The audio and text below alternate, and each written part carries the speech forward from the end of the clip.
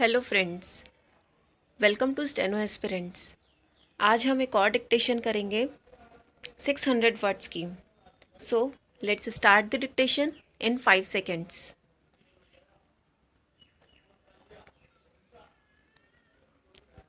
The preamble to our constitution defines equality as one of the four basic objectives of the Indian polity, the other three being justice, liberty, and fraternity.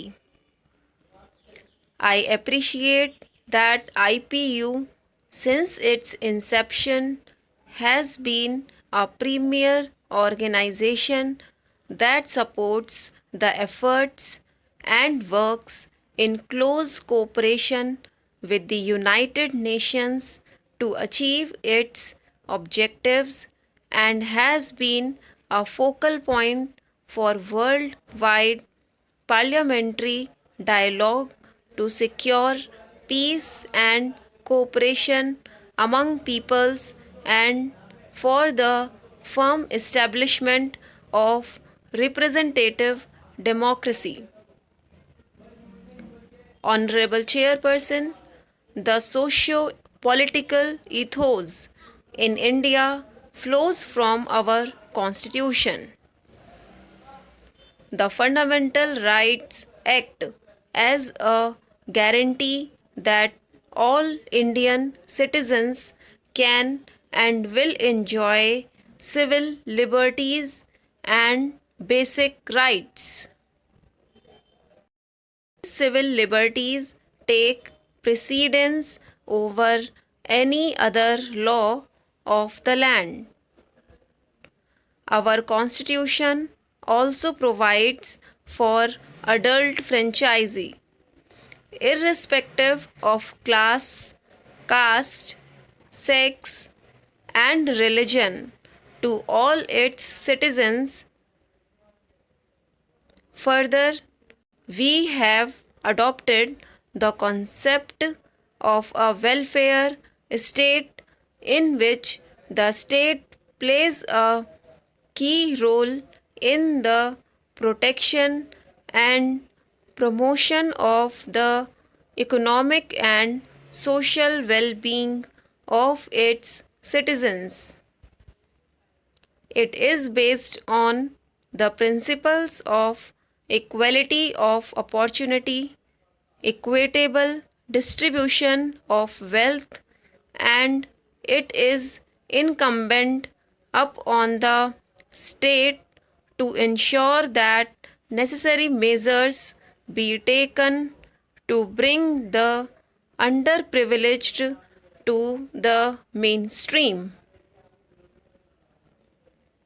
There has been no dearth of social, economic, political, and legal efforts to achieve an equitable society in India. A number of legislative enactments have been made towards providing protection and empowerment to women and girls.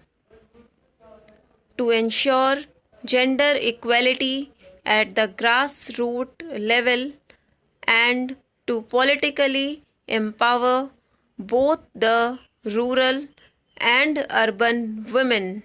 The 73rd and 74th constitutional amendments provided for reservation of 33% of seats for women in the local bodies of governance, that is, in the panchayats and municipal bodies, to facilitate their full involvement in the local decision making processes.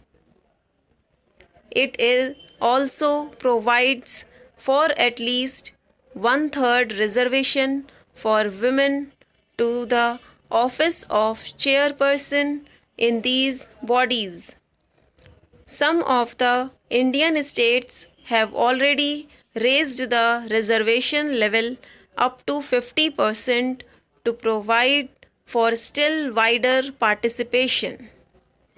A bill proposing to reserve one-third seats for women in the national and state legislatures is under consideration in our parliament.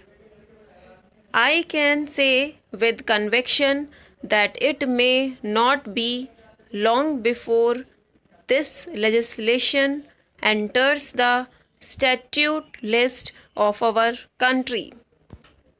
Besides, a number of legislations have been enacted from time to time to end discrimination against vulnerable groups of people, especially of backward classes, and to promote their full and effective participation in the system and to facilitate growth in their economic, social, and cultural fields. In pursuance of the provisions of the Constitution, several initiatives and legislations have been taken by the Government of the welfare and empowerment of persons with disabilities, older persons, transgender, etc. Distinguished delegates, India has well-placed institutional mechanism, dedicated ministries and national commissions to cater to the welfare of the people of the disadvantaged groups. The National Human Rights Commission is an embodiment of India's commitment towards the promotion and protection of human rights. We have national commissions for women to safeguard and promote the rights and interests of women. It has a wide mandate covering almost all aspects of women's development. We also have commissions for the minorities and for the backward classes of people to look after their welfare and protect their rights.